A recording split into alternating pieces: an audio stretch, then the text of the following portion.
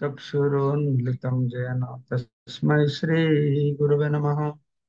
नमो विष्णुपदाय विष्णुपृष्ठाय भूतले श्रीमते भक्तिवेदांत स्वामिने इति नामिने।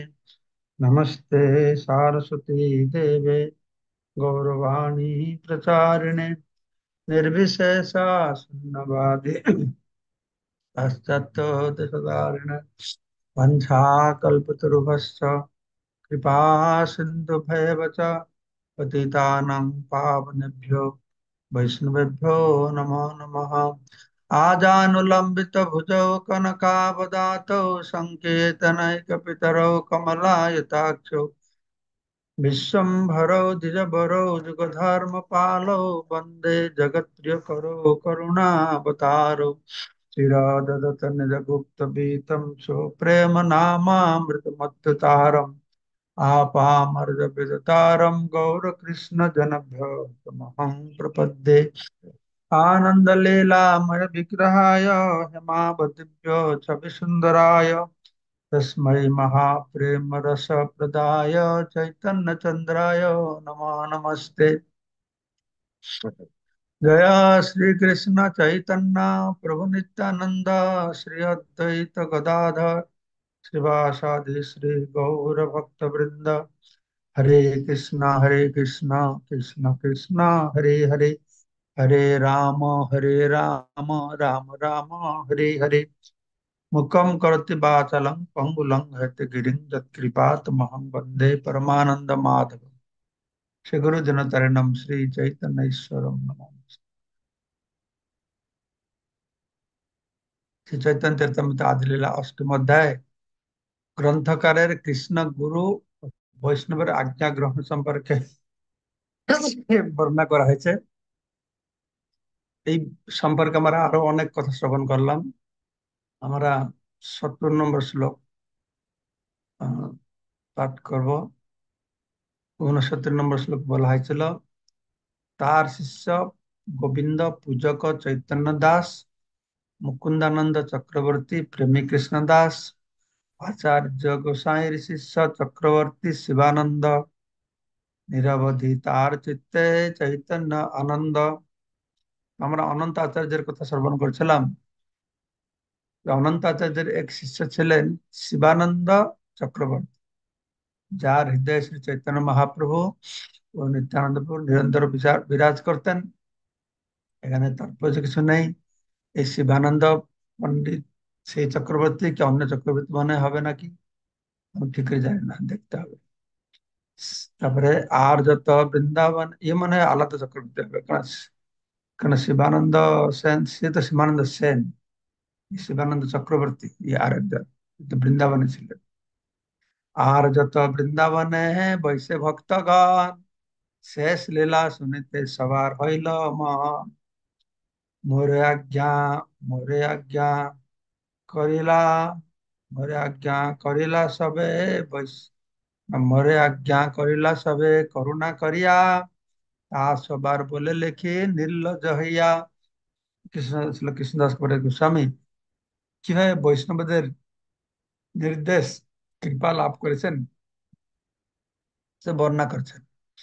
তো যে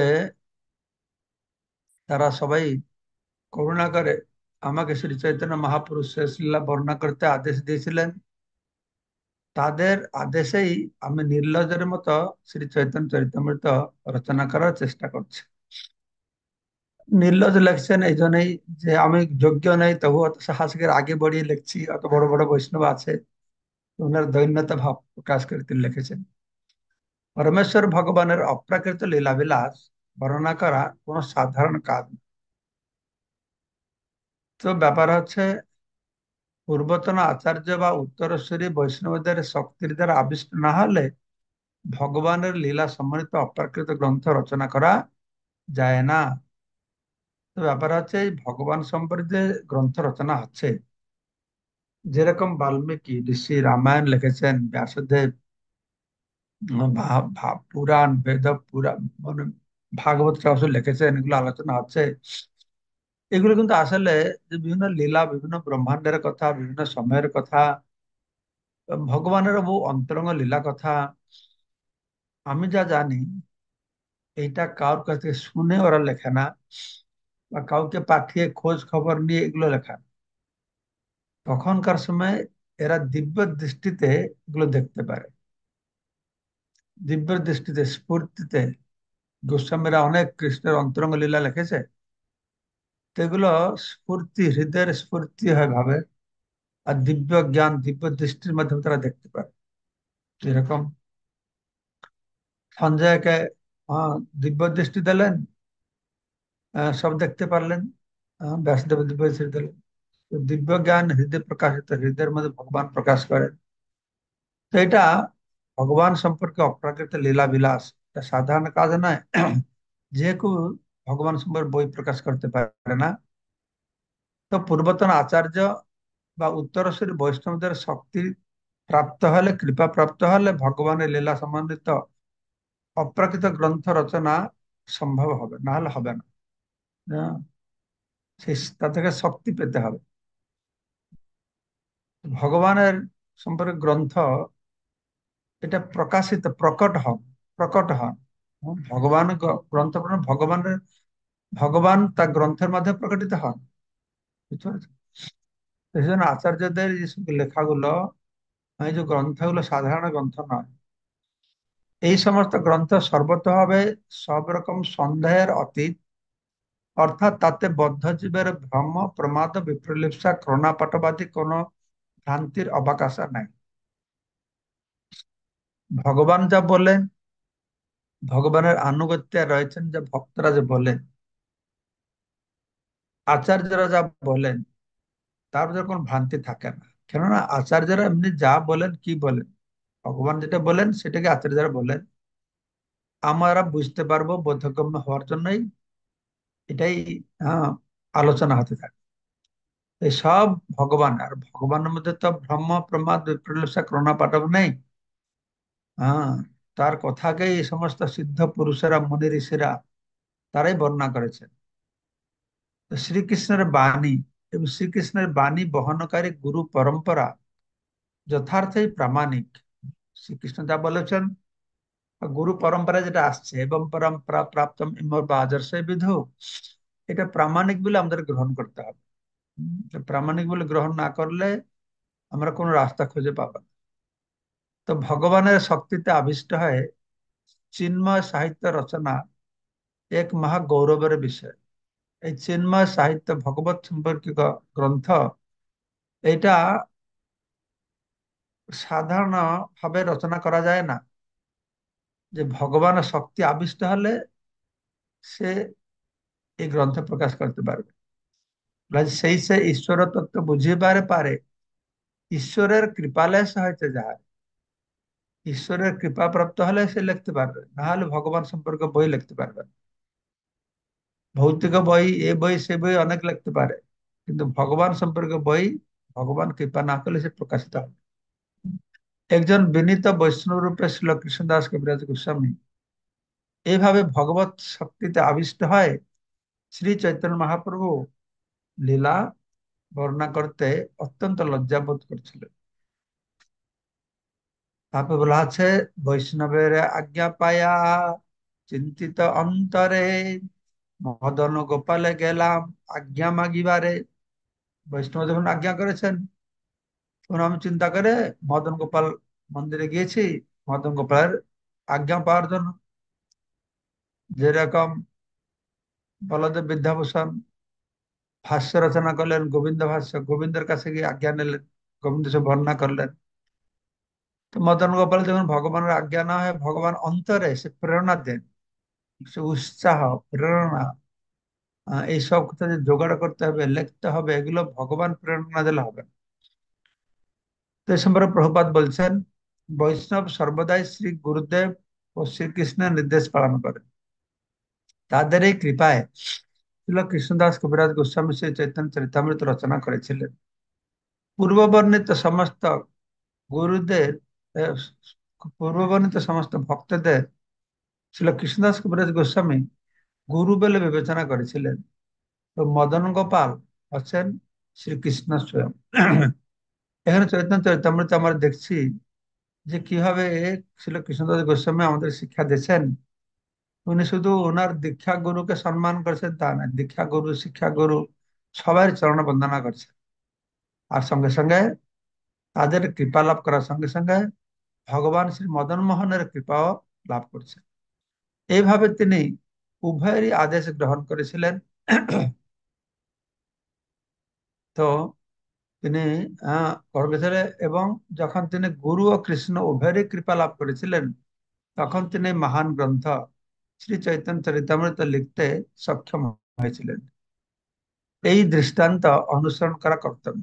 যিনি শ্রীকৃষ্ণ সম্বন্ধে কিছু লিখবার প্রয়াস করেন, তাকে অবশ্যই সর্বপ্রথমে শ্রী গুরুদেব ও শ্রীকৃষ্ণের আদেশ গ্রহণ করতে হবে। শ্রীকৃষ্ণ সকলের হৃদয়ে বিরাজমান ও শ্রী গুরুদেব হচ্ছেন তার বহিরঙ্গ প্রকাশ। তো এইভাবে শ্রীকৃষ্ণ অন্তরে ও বাহিরে বিরাজমান। তো কৃষ্ণই অন্তরে পরমাত্মা রূপে, বাহিরে গুরুদেব রূপে বিরাজমান করেছেন। জীবে সাক্ষাৎ নাহি তাতে গুরু চৈত্য রূপে, শিক্ষা গুরু হয় কৃষ্ণ মহান্ত স্বরূপে। হম, সেই পরমাত্মাই বাহিরে শিক্ষা গুরু রূপে আমাদের জ্ঞান দিচ্ছেন। এই গুরুদেব হচ্ছেন, হ্যাঁ, সেই হৃদয়ে বিরাজমান করেছেন যে কৃষ্ণ পরমাত্মা তার বহিরঙ্গ প্রকাশ। এইভাবে শ্রীকৃষ্ণ অন্তরে ও বাহিরে বিরাজমান রয়েছেন। প্রথমে গভীর নিষ্ঠা সহকারে বিধিনিষেধগুলি পালন করে ও প্রতিদিন 16 মালা হরে কৃষ্ণ মহামন্ত্র জপ করে শুদ্ধ ভক্তে পরিণত হতে হবে। তো তারপর যখন বৈষ্ণব স্তরে উন্নীত হওয়া যায়, তখন শ্রী গুরুদেবের আদেশ গ্রহণ করতে হয়। তো সেই আদেশ যেন অন্তরস্থিত শ্রীকৃষ্ণের দ্বারা অনুমোদিত হয়। তারপর অত্যন্ত নিষ্ঠাবান ও শুদ্ধ হলে পদ্যের আকারে অথবা গদ্যের আকারে অপ্রাকৃত সাহিত্য রচনা করা যায়। দর্শন করি কইলু দর্শন করি কইলু চরণ বন্দনা, গোসাই দাস পূজারি করে চরণ সেবনা। কৃষ্ণদাস কবিরাজ গোস্বামী বলছেন, আমি যখন মদন মোহন মন্দিরে দর্শন করতে গেলাম, তখন পূজারী গোসাই দাস তিনি ভগবানের চরণ সেবা করছিলেন। আমিও ভগবানের শ্রী পাদপদ্মে প্রার্থনা নিবেদন করি। দর্শন করি কইলু চরণ বন্দন, আমি প্রার্থনা করলাম। প্রভুর চরণে যদি আজ্ঞা মাগিল, প্রভু কণ্ঠ হইতে মালা খসিয়া পড়িল। যখন কৃষ্ণদাস কবিরাজ গোস্বামী মদন মোহন কাছে প্রার্থনা করছেন তার নির্দেশ পাওয়ার জন্য, তখন একটা মালা তার উনার গলা থেকে খসে পড়ে গেছে। আর সমস্ত বৈষ্ণব যারা তারা ছিল সেখানে, তারা দেখে সব বৈষ্ণব গণ হরিধ্বনি দিল, গোসাই দাস আনি মালা মোরে গলে দিল। আর যারা বৈষ্ণব ছিল সবাই তো উচ্চস্বর হরিনাম করলো, হরিবল বললো। হ্যাঁ, আর হরিবল হরিবল বললো। পূজারি কি করেছেন, সে মালা এনে আমার গলায় দিয়েছেন। এইভাবে শ্রী কৃষ্ণদাস কবিরাজ গোস্বামী তিনি সম্পূর্ণরূপে গুরু বৈষ্ণব আর ভগবানের কৃপা প্রাপ্ত হয়েছে। আজ্ঞামালা পায়া আমার হইল আনন্দ, তাহাই করিনু এ গ্রন্থের আরম্ভ। এই গ্রন্থ লেখায় মরে মদন মোহন, আমার লিখন যেন সুকরে সুখের পঠন। তো বলছেন, প্রকৃতপক্ষে চৈতন্য চরিতামৃত আমি লিখিনি, শ্রী মদন মোহন আমাকে দিয়ে তা লিখিয়েছে। আমার লেখা ঠিক সুখ পাখি, তোতা পাখির মতন, পুনরাবৃত্তির মতন। যা ভগবান বলিয়েছেন সাধুগুরু কৃপাতে যেটা জানতে পেরেছে সেটা শুধু লিখেছে। তো উনি নিজের কোনো ক্রেডিট নিতে চাইছেন। সমস্ত ভক্তের এইরকম মনোভাব হওয়া উচিত। ভগবান যখন কোনো ভক্তকে অঙ্গীকার করেন, তখন তিনি তাকে বুদ্ধি দেন, বলে দেন কিভাবে তার প্রকৃত আলয়ে ভগবত ধামে ফিরে যেতে পারে। সেই সম্বন্ধে ভগবত গীতায় 10ম অধ্যায় 10ম শ্লোকে বলা হয়েছে, তেসাং সততযুক্তানাং ভজতাং প্রতিপূর্বকম তদামি বুদ্ধিযোগম তং যেন মাং উপজানতে। যিনি যিনি সতত সেবাপরায়ণ হয় প্রীতিপূর্বক আমার ভজনা করেন, আমি তাকে বুদ্ধিযোগ দান করি, যার ফলে তিনি আমার কাছে ফিরে আসতে পারেন। ভগবানের সেবায় যুক্ত হওয়ার অধিকার সকলেরই রয়েছে, কেননা প্রতিটি জীবই তার স্বরূপে ভগবান নিত্য সেবক। প্রতিটি জীব ভগবান সেবা করতে পারে, মানুষ করতে পারে, পশু পাখি করতে পারে, বৃক্ষলতা করতে পারে, সবাই ভগবান সেবা করতে পারে। কারণ সবাই হচ্ছে ভগবানের দাস। ভগবানের সেবা করার কোন যোগ্যতা লাগে না, ভগবানকে ভক্তি করতে কোনো যোগ্যতা লাগে না, কেননা সেই যোগ্যতাটা সবার মধ্যে রয়েছে। কর্ম, জ্ঞান, ধ্যানের যোগ্যতা দরকার, অধিকার লাগবে, যোগ্য হতে হবে, পবিত্র হতে হবে। কিন্তু ভগবত সেবার জন্য কোনো যোগ্যতা নেই, সবাই যোগ্য, কেননা তারা সবাই ভগবানের অংশ, ভগবানের দাস, ভগবানের সেবক। ভগবানের সেবায় যুক্ত হওয়া জীবের স্বাভাবিক বৃত্তি। তা স্বাভাবিক বৃত্তি আমরা দেখতে পাচ্ছি, সে মুসলমান হোক, হিন্দু হোক, খ্রিস্টান হোক, আমেরিকান, জার্মান, জাপান, প্রতিটি দেশের মানুষ, তার প্রমাণ কিভাবে তারা, হ্যাঁ, ভগবানের সেবা প্রতি আকৃষ্ট হচ্ছে। কেন না, সবার হৃদয়ে ভগবানের প্রতি কৃষ্ণ প্রেম সুপ্ত অবস্থায় রয়েছে। সেই জন্য কৃষ্ণ সেবা করে তারা সবাই আনন্দ পাচ্ছে। অত আনন্দ পাচ্ছে তারা ভৌতিক সমস্ত কার্যকলাপকে পরিত্যাগ করে সম্পূর্ণ ভগবত সেবায় যুক্ত হয়েছে। কিন্তু যেহেতু সেই মায়ার দ্বারা আচ্ছন্ন হয়ে রয়েছে, তাই সে মনে করে যে সেটি অত্যন্ত কঠিন কাজ। ভগবানের সেবা করা হচ্ছে জীবের স্বাভাবিক বৃত্তি, কিন্তু তার ভিতরে সেটা প্রকাশিত হয় না। কেন প্রকাশিত হয় না? না, মায়া সেটাকে আচ্ছন্ন করে রেখেছে, অবিদ্যা তাকে আচ্ছন্ন করে রেখেছে। হ্যাঁ? তো সেটাকে সে বুঝতে পারে না। এটা ভগবানের প্রক্ষেপাত্মিকা মায়া আছে, আবরণাত্মিকা মায়া আছে। তো আবরণিকা মায়া শক্তিটা তার আসল স্বরূপকে কি করে না ঢেকে রাখে, সে বুঝতে পারে না। কিন্তু যদি সে সদ্গুরু শরণাগত হবে, ঐকান্তিক ভাবে শ্রী গুরুদেব নির্দেশ পালন করবে, তাহলে তৎক্ষণাৎ সকলের হৃদয়ে বিরাজমান ভগবান তাকে দর্শন দেন, কিভাবে তার সেবা করতে হবে তাকে বুঝিয়ে দেবে। দবা দদামি বুদ্ধি যোগম, ভগবানের সেবা কি কি করতে হবে, ভগবান সেটা হৃদয়ে অনুপ্রেরণা দেবে। ভগবান সে হৃদয়ের মধ্যে কি করবে না, তোমাকে উৎসাহ দেবে, তাকে ঠিক রাস্তা দেখিয়ে দেবে। কখন দেবে না, যে যখন গুরুদেবের প্রতি সম্পূর্ণ আনুগত্য হয়ে থাকবে, গুরুদেবের নির্দেশকে পালন করবে আর নিষ্ঠা হবে। তো ভগবান নিজে এই নির্দেশ দেন এবং তার ফলে ভক্তের জীবন পূর্ণ হয়ে উঠে। শুদ্ধ ভক্ত যা কিছুই করেন না কেন, তা করেন ভগবানের নির্দেশ অনুসারে। এইভাবে শ্রী চৈতন্য চরিতামৃতের গ্রন্থকারের দ্বারা প্রতিপন্ন হয়েছে যে তিনি যা লিখেছিলেন তা মদন মোহনই তাকে দিয়ে লিখিয়েছিলেন।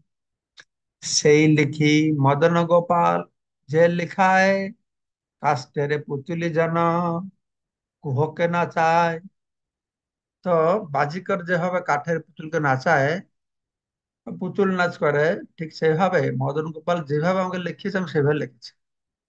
তো এইটা হচ্ছে শুদ্ধ ভক্তের মনোভাব। নিজে নিজে কোনো কিছু চেষ্টা করা উচিত নয়, পক্ষান্তরে পরমেশ্বর ভগবানের শরণাগত হওয়া উচিত। তাহলে চৈতন্য গুরু রূপে বা অন্তরস্থিত গুরুদেব রূপে তিনি তাকে পরিচালিত করেন। পরমেশ্বর ভগবান ভক্তকে অন্তরে ও বাহির পরিচালিত করেন। অন্তর্যামী রূপে তিনি তাকে অন্তর থেকে পরিচালিত করেন এবং গুরু রূপে তিনি বাহির থেকে তাকে পরিচালিত করেন। কুলাধি কুলাধি দেবতা মোর মদন মোহন, যার সেবক রঘুনাথ রূপ সনাতন। তো মদন মোহন হচ্ছেন আমার কুলের অধিদেবতা এবং মদন মোহনের সেবক হচ্ছেন রঘুনাথ দাস, শ্রী রূপ গোস্বামী, শ্রী সনাতন গোস্বামী, রঘুনাথ রূপ সনাতন। বৃন্দাবন দাসের পাদ পদ্ম করি ধ্যান, তার আজ্ঞা লয়া লিখি যাহাতে কল্যাণ। এই যে বৃন্দাবন দাস ঠাকুর প্রভু মহাপুরুষ জীবনে লিখেছেন, তার উপর একটা জীবন, আপনার একটা জীবন লেখাটা বড়াই করে লেখা, এটা বৈষ্ণব সমাজে তো লোকেরা ভালোবাসবে না। সেই জন্যই শ্রীকৃষ্ণ গোস্বামী এই পুরোটা বর্ণনা করেছে, কোন প্রেক্ষাপটে তিনি এটাকে লিখতে গিয়েছেন, এটা সুন্দর বর্ণনা করেছেন। কাউর মাথায় পা দিয়ে লেখেননি, এটা বৈষ্ণবদের নির্দেশ ক্রমে লিখেছেন, ভগবানের কৃপা নিয়ে লিখেছেন, গুরুদেবের নির্দেশ নিয়ে লিখেছেন, এবং সম্পূর্ণরূপে বৃন্দাবন দাস ঠাকুরের চরণ কমলে আত্মসমর্পণ করে লিখেছেন যে বৃন্দাবন দাসের পাদপদ্ম করি ধ্যান, তার আজ্ঞা লয়া লেখি, যাহাতে কল্যাণ তাতে আমার কল্যাণ হবে। কৃষ্ণদাস ব্রজ গোস্বামী কেবল বৈষ্ণবদের ও মদন মোহনের আদেশ গ্রহণ করেননি, তিনি শ্রী চৈতন্য মহাপুর লীলার ব্যাসদেব হচ্ছেন ছিল বৃন্দাবন দাস ঠাকুর, তার আদেশও গ্রহণ করেছিলেন। চৈতন্য লীলাতে ব্যাস বৃন্দাবন দাস, তার কৃপা বিনা অন্যে না হয় প্রকাশ। আসলে বৃন্দাবন দাস ঠাকুর হচ্ছেন শ্রী চৈতন্য মহাপুর লীলায় ব্যাসদেব, তাই তার কৃপা ছাড়া এই সমস্ত লীলা বর্ণনা করা সম্ভব নয়।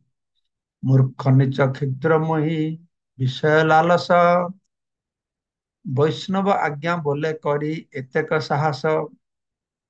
আমি মূর্খ, নিচ কুল উদ্ভূত নগণ্য, বিষয় লালসা পরায়ণ, কিন্তু তবুও বৈষ্ণবদের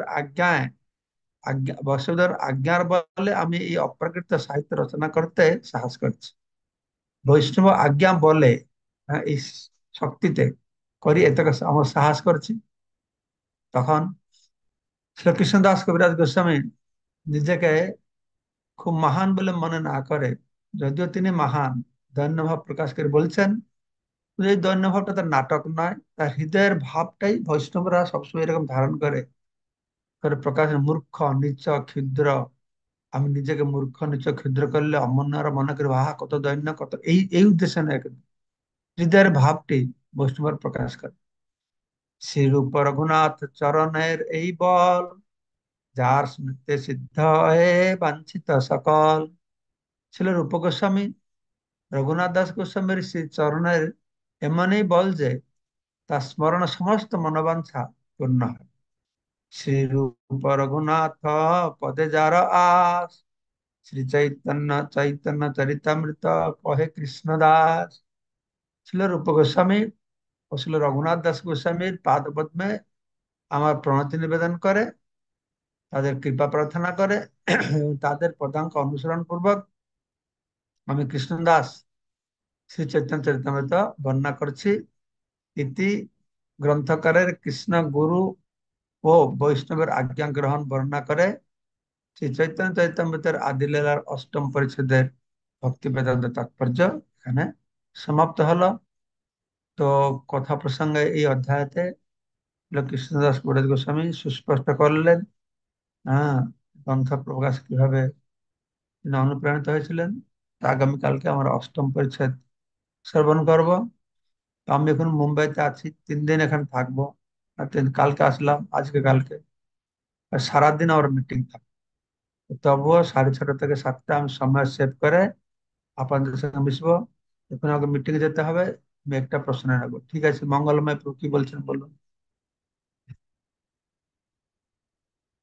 হরে কৃষ্ণ মহারাজ, শ্রীচরণে প্রণাম। অনেকদিন পর আপনার দর্শন করে খুব আনন্দ হচ্ছে মহারাজ। শোনা যাচ্ছে না? হেডফোনটা বাইরে করে বলুন। দণ্ডবত প্রণাম। অনেকদিন আপনার দর্শন পাইনি, দর্শন পেয়ে খুব আনন্দ লাগছে মহারাজ। কৃষ্ণদাস কবিরাজ গোস্বামীর গুরু মহারাজ কি রঘুনাথ দাস গোস্বামী? আমার মনে হয় না, সেটা আমিও চিন্তা করছিলাম, পাঠ করছিলাম। ওনার কার কাছে দীক্ষা পেয়েছেন কি হয়েছে সেটা জানি না। বুঝতে পারছেন? এটা খোঁজে আপনি দেখে বাইর করবেন, কালকে বলবেন। যদি কেউ জানে, আর যদি কেউ জানে বলতে পারে, আমার ক্লিয়ার আইডিয়া নেই সেটা। আর মহারাজ, এই মায়া প্রক্ষেপ আত্মিকা মায়া, আবরণ আত্মিকা মায়া, আর একটা কি আছে মহারাজ? এই দুটোই আছে, প্রক্ষেপাত্মক আবরণের। প্রক্ষেপ আত্মিকা মানে যে শক্তির দ্বারা ভগবান এই জীবকে এই জগতে নিক্ষেপ করছে। হ্যাঁ, আর আবরণ আত্মিকা মানে এই জীব সকলের কাছ থেকে ভগবান নিজেকে ঢেকে রাখছেন হ্যাঁ, ঠিক মহারাজ। আছে তাহলে। কি সেজন্য মল্লিকা, প্রণাম ধন্যবাদ। মল্লিকা চিত্রা দেবী কি বলছেন? আমাকে এখন যেতে হবে। মহারাজ, আপনার চরণে কোটি কোটি প্রণাম। বাঞ্ছা কল্পতরুভ্যশ্চ কৃপা সিন্ধুভ্যশ্চ পতিতানাং পাবনেভ্যশ্চ। উম, মহারাজ চলে গেছেন। বলেন তো বলেন, মহারাজ শুনতেছেন। আচ্ছা, মহারাজ, শ্রীল বৃন্দাবন দাস ঠাকুর হচ্ছেন যে শ্রী চৈতন্য মহাপ্রভুর লীলায় ব্যাসদেব। তো এই বিষয়টা আমি একটু একটু ভালোভাবে বুঝতে চাই, একটু তুল্য ভালো হতো। ব্যাসদেব যেরকম কৃষ্ণলীলা সমস্ত ভগবান লীলা লিখেছেন, চৈতন্য মহাপ্রভু বৃন্দাবন দাস ঠাকুর চৈতন্য লীলা লিখেছেন, সেই জন্য ওনাকেও ব্যাসদেবের পজিশন দিচ্ছেন। ঠিক আছে, উনি ব্যাসদেবের মতন। কৃষ্ণলীলা যেরকম ব্যাসদেব লিখেছেন, বৃন্দাবন দাস এরকম ব্যাসদেবের মতন লিখেছেন। যে মঞ্জু মাতাজি, বলুন আপনার প্রশ্ন কি? আমারও 3 মিনিট আছে, 3 মিনিটে যতটুকু হবে, তারপর আমি অফ হয়ে যাব। হরে কৃষ্ণ মহারাজ, আপনার শ্রীচরণে কোটি কোটি প্রণাম। আমার প্রশ্ন হলো মহারাজ, এই 72 নম্বর শ্লোকের তাৎপর্যে এই যে বিপ্রলিপ্সা আর করণপাঠক সম্বন্ধে যদি একটু বলেন, এটাই বুঝলাম। সেটা আমি এখন হরে বেরিয়ে কৃষ্ণ। যাচ্ছি। এই 4টা জিনিস আপনাকে মুকুন্দ প্রভু বা মঙ্গলময় প্রভু বলে দেবেন। এই 4টা শব্দের অর্থ কি, এই 4টা দোষ প্রতিটি মানুষের রয়েছে। ঠিক আছে, মুকুন্দ তুমি বলবে? ঠিক আছে মহারাজ। হ্যাঁ, মুকুন্দ প্রভু বলে দেবে। ঠিক আছে, হরে হরে কৃষ্ণ। হরে কৃষ্ণ, প্রণাম মহারাজ শ্রীচরণে। ধন্যবাদ না মহারাজ, মহারাজ চলে গেল। হরে কৃষ্ণ, হরে কৃষ্ণ, কৃষ্ণ কৃষ্ণ হরে হরে, হরে রাম, হরে রাম, রাম রাম হরে হরে। এটা কি আজকে শ্লোকের মধ্যে ছিল? বিপ্রলিপ্সা কর্ণপাঠক। 72 নম্বর শ্লোকের তাৎপর্যে মহাপ্রভু।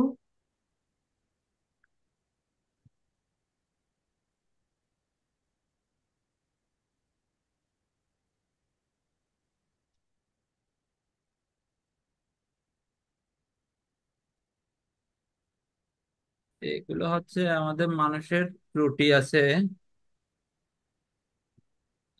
একটু ডিটেলস তথ্য আছে আমাকে বের করে দিতে হবে।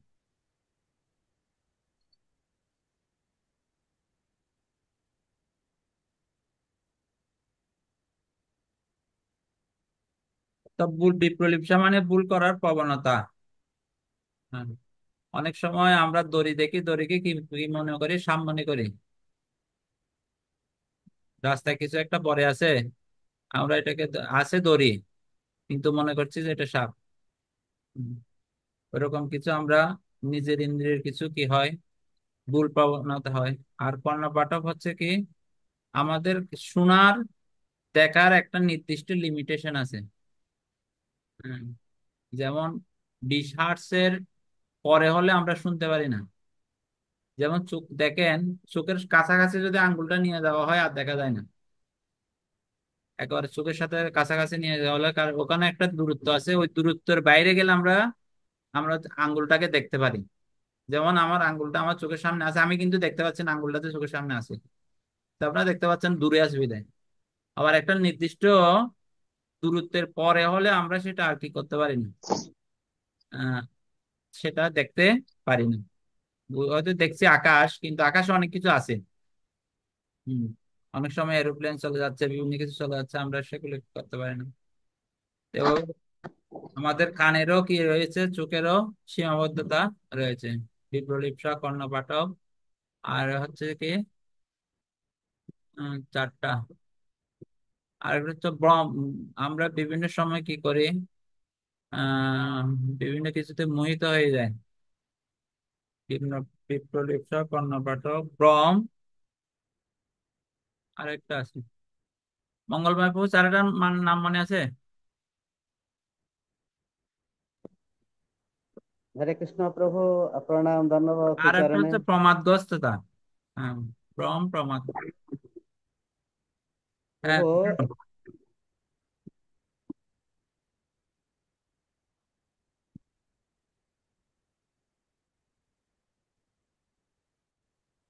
শোনা যাচ্ছে না প্রভু? হ্যাঁ প্রভু, বলছি বলছি প্রভু, এটা হচ্ছে গিয়ে বাধ্য জীবের 4টে ত্রুটি। বাধ্য মানে জীব হচ্ছে, রয়েছে, হ্যাঁ বলুন। তাদের এই 4টে ত্রুটি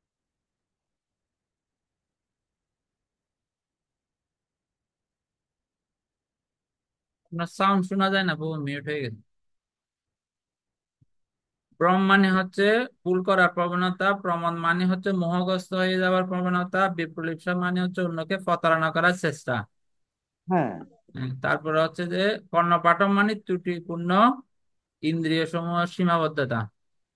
এই হ্যাঁ, চারটা একদম একদম বুঝতে এই পারছেন কথা, বন্ধু মাদাদি? ঠিক ঠিক, একদম প্রভু। ঠিক আছে, তাহলে আজকে আমরা এখানে বিশ্রাম দেবো। বাঞ্ছা কল্পতরুভ্যশ্চ কৃপাসিন্ধু ভবতু পতিতানাং পাবনেভ্যো বৈষ্ণবেভ্যো নমো নমঃ। শিক্ষা প্রভু তাহলে হরে কৃষ্ণ প্রভু, ধন্যবাদ, প্রণাম প্রভু। মহারাজ কি জয়। হ্যাঁ প্রভু, বলছি। হরে কৃষ্ণ প্রভু। কি হরে জয়। কৃষ্ণ। হ্যাঁ, সুধর্ম প্রভু বলুন। বলছি প্রভু, দ্বিতীয় অধ্যায়ে কি হচ্ছে 86 নম্বর শ্লোকে পুরো তত্ত্ব